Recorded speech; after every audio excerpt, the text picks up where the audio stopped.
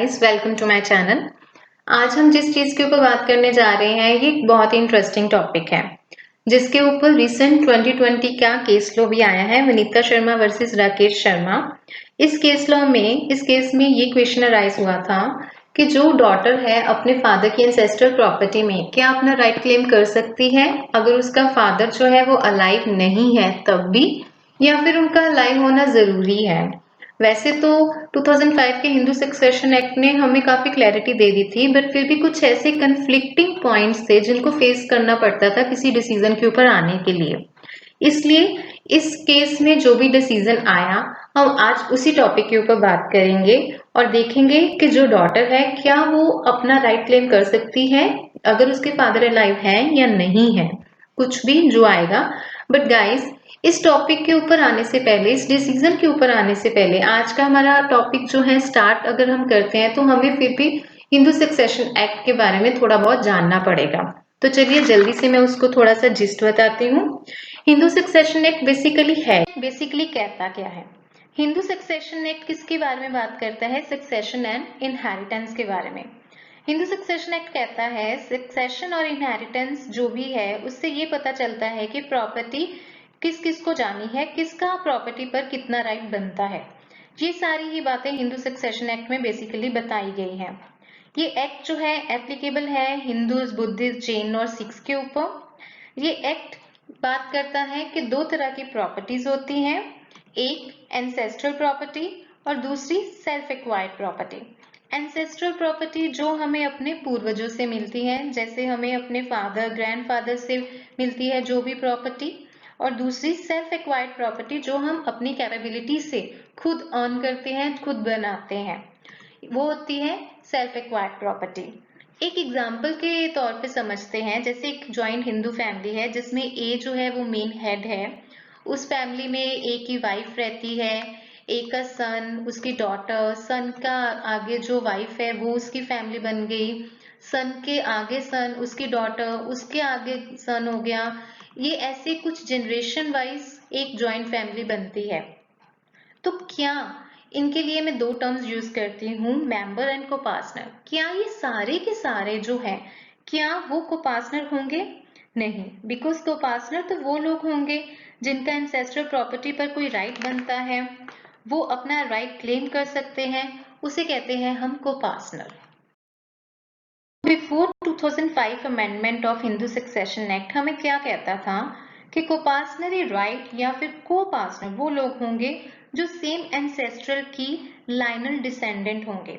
जैसे कि हमने पीछे जो एग्जांपल हिंदू जॉइंट फैमिली की पढ़ी, उसमें कौन कौन कोपार्टनर होंगे? जो ए हेड था उसके ग्रैंडसन, उसका सन, उसका ग्रैंडसन, उसका ग्रेट ग्रैंडसन, इस डिग्री तक जो मेल लाइनल डिसेंडेंट होंगे वही लोग कोपार्टनर कहलाएंगे। ऐसे ही इन केस अगर जो हिंदू जॉइंट फैमिली की एग्जांपल हमने ली थी, अगर ए जो मेन हेड है उसकी अगर डेथ हो जाती है तो नेक्स्ट लाइनर भी इस लाइन में कौन इंक्लूड होगा? इसका मतलब क्या हुआ कि हिंदू सक्सेशन एक्ट ये कहता है कि मेल लाइनर वाले ही इंक्लूड होंगे। क्यों? क्योंकि वो सेम ब्लड लाइन है। इट मीन्स मेल लाइनर वाले लोग जो भी होंगे वो एक कोपार्टनर के लिए क्वालिफाइड करेंगे। अगर फीमेल है लाइक डॉटर, वाइफ, विडो, वो सारे को पर्सनली राइट के लिए क्वालिफाई नहीं होंगे। यही तो एक मेन प्रॉब्लम थी 2005 की अमेंडमेंट से पहले। और इसी ए की जिससे भी एंसेस्ट्रल प्रॉपर्टी इस ए से मिल रही है वो सारे के सारे को पार्टनर होंगे, जैसे कि उसका सन हो गया, उसका ग्रैंडसन हो गया, उसका ग्रेट ग्रैंडसन हो गया, वही सारे जो होंगे ये रूल चलेगा को पार्टनरी इनके ऊपर ही जो मेल वाले लाइनल डिसेंडेंट होंगे। और इस रूल को क्या कहते थे? इसको कहते थे सर्वाइवरशिप रूल, जो कि हिंदू सक्सेशन एक्ट के सेक्शन 6 में दिया गया है। और इस एक्ट का, हिंदू सक्सेशन एक्ट और इसी सर्वाइवरशिप रूल का क्रिटिसिज्म क्या था? यही एक क्रिटिसिज्म था उस टाइम कि सिर्फ मेल जो डिसेंडेंट है वही को पर्सनरी राइट को क्लेम कर सकते हैं, उनको ही प्रॉपर्टी आएगी, फीमेल का कोई रोल होएगा ही नहीं। जो नेक्स्ट रूल है, अगर कोई भी पर्सन अपनी विल बनाता है कि मेरा प्रॉपर्टी का डिवीजन ऐसे होगा, इतना परसेंट मेरे सन, डॉटर को जाएगा और बाकी इतना परसेंट दूसरे लोगों को जाएगा, तो उस विल के हिसाब से प्रॉपर्टी का डिवीजन होता है। पर कोई भी इंसान विल सिर्फ अपनी सेल्फ एक्वायर्ड प्रॉपर्टी के लिए ही बना सकता है। एंसेस्टर प्रॉपर्टी का जो भी डिवीजन होता है वो विल के हिसाब से नहीं होता, वो डिवीजन होता है हिंदू सक्सेशन एक्ट के लॉ के हिसाब से।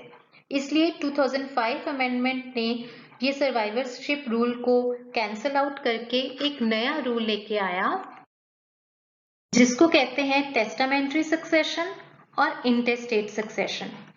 टेस्टामेंट्री सक्सेशन क्या होता है? मींस एक टेस्टामेंट बनाना, एक विल बनाना और उस विल के हिसाब से ही आप अपनी प्रॉपर्टी किसी को भी बांट सकते हो या रैंडमली किसी को भी दे सकते हो जैसे आपकी विश होती है अपनी सेल्फ एक्वायर्ड प्रॉपर्टी के रिगार्डिंग। अपनी जो भी आपने सेल्फ एक्वायर्ड करी प्रॉपर्टी अपनी लाइफ टाइम में उसके रिगार्डिंग आपको अपनी प्रॉपर्टी डिवाइड करनी है तो उसमें कोई भी आपको कोई प्रॉब्लम नहीं होती। प्रॉब्लम कहाँ आती है? प्रॉब्लम आती है इंटरस्टेट सक्सेशन में, जहां पे मीन्स अगर किसी इंसान की डेथ हो जाती है बिना विल बनाए या अगर एंसेस्ट्रल प्रॉपर्टी का डिवीजन कैसे होना है उसके लिए काम आते हैं ये इंटरस्टेट सक्सेशन के रूल्स। तो 2005 अमेंडमेंट एक्ट ने 4 क्लासेस इंट्रोड्यूस करी सबसे पहले, जिसमें अलग अलग लोग आते थे, जैसे कि क्लास 1 में विडो, हस्बैंड, सन, डॉटर और ऐसे लोग। और 2005 का अमेंडमेंट एक्ट ये कहता है कि अगर किसी भी इंसान की डेथ होती है और अगर एंसेस्ट्रल प्रॉपर्टी है तो पहले राइट जाएगा विडो को, सन को, डॉटर को और इन सब तीनों को इक्वल राइट जाएगा। मींस प्रॉपर्टी इन तीनों कैटेगरी में इक्वली डिवाइड होगी, सबको इक्वल राइट जाएगा। तो ये तो 2005 का अमेंडमेंट जिसमें सर्वाइवरशिप के रूल को एब्रोगेट करके और टेस्टामेंट्री और इंटरस्टेट के रूल को इंट्रोड्यूस किया। मींस डॉटर, विडो और फीमेल जो भी कैटेगरी थी उनको भी एक राइट जो था वो दिया। तो बेसिकली 2005 अमेंडमेंट से हुआ क्या? उससे हुआ कि सन की तरह जो डॉटर थी उसको भी कोपासनरी राइट मिला, कोपासनरी कहा गया और ये कहा गया कि डॉटर्स का जो ये कोपासनरी राइट है वो बाय बर्थ ही बनता है। और सेकेंडली ये भी कहा गया कि डॉटर का जो भी लायबिलिटी बनती है प्रॉपर्टी में वो सन की तरह इक्वल है। इट मीन्स 2005 के अमेंडमेंट ने हमें पहले ये बताया कि डॉटर का भी राइट बनता है, दूसरा कहा कि अगर प्रॉपर्टी में राइट बन रहा है तो वो कोपासनरी है और बाय बर्थ वो राइट बनता है। तीसरी बात ये कही कि अगर बाय बर्थ भी बनता है तो उनकी भी सन की तरह इक्वल लायबिलिटी बनती है। दिस इज इम्पॉर्टेंट कि 2005 की एनफोर्समेंट डेट क्या थी अमेंडमेंट की? वो थी 9 सितंबर 2005। क्यों इम्पॉर्टेंट है? क्योंकि जो भी 2020 का डिसीजन आया है प्रॉपर्टी के रिगार्डिंग, डॉटर्स के राइट के रिगार्डिंग, वो इस डेट के रिगार्डिंग, इस डेट के ऊपर बेस्ड है, तो इसलिए इसको याद रखना जरूरी है।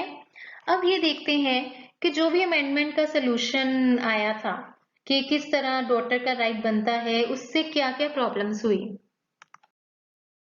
2005 के अमेंडमेंट ने हमें ये तो क्लियर कर दिया कि डॉटर का राइट भी बनता है, बट जैसे कि हर चीज के कुछ लूप होल्स भी होते हैं तो इसमें भी कुछ ऐसा ही था। इसमें क्या प्रॉब्लम फेस करनी पड़ी?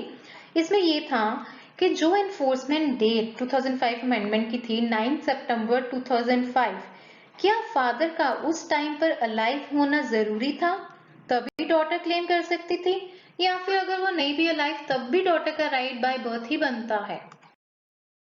मीन्स कि अगर किसी फादर की डेथ 2000 में होती है और ये लॉ आया 2005 में जो अमेंडमेंट आया, तो क्या फिर भी उसकी डॉटर प्रॉपर्टी में अपना वैसे ही क्लेम कर सकती है जैसे कि हमें 2005 अमेंडमेंट में बताया गया?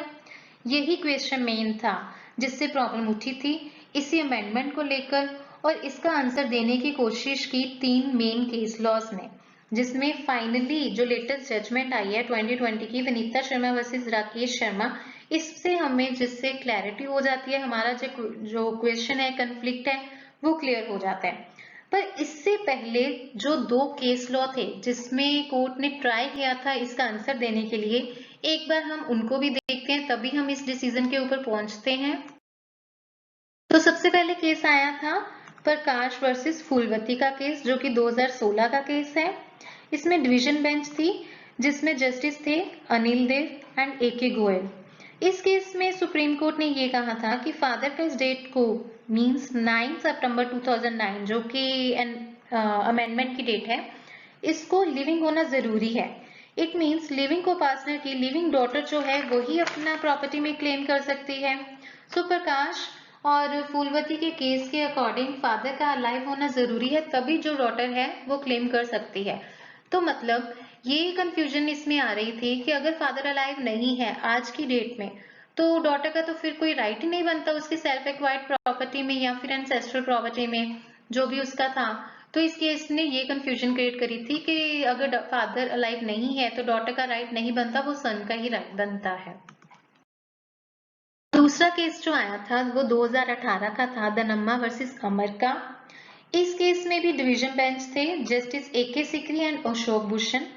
इस केस में कोर्ट ने ये कहा था कि भले ही फादर की डेथ पहले हुई हो, एग्जाम्पल 2001 में हुई, फिर भी डॉटर का प्रॉपर्टी में राइट मिलेगा उसको। सो प्रॉब्लम क्या आ रही थी कि फर्स्ट केस में कहा गया कि फादर का लिविंग होना जरूरी है तभी डॉटर अपना क्लेम कर सकती है।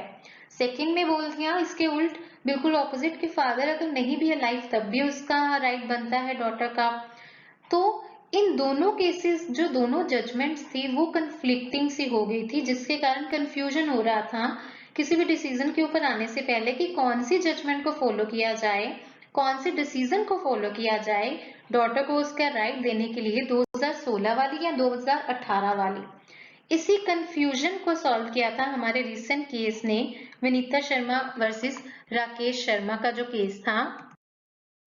हमारा थर्ड केस था वो आया था 2020 में, 2020 में।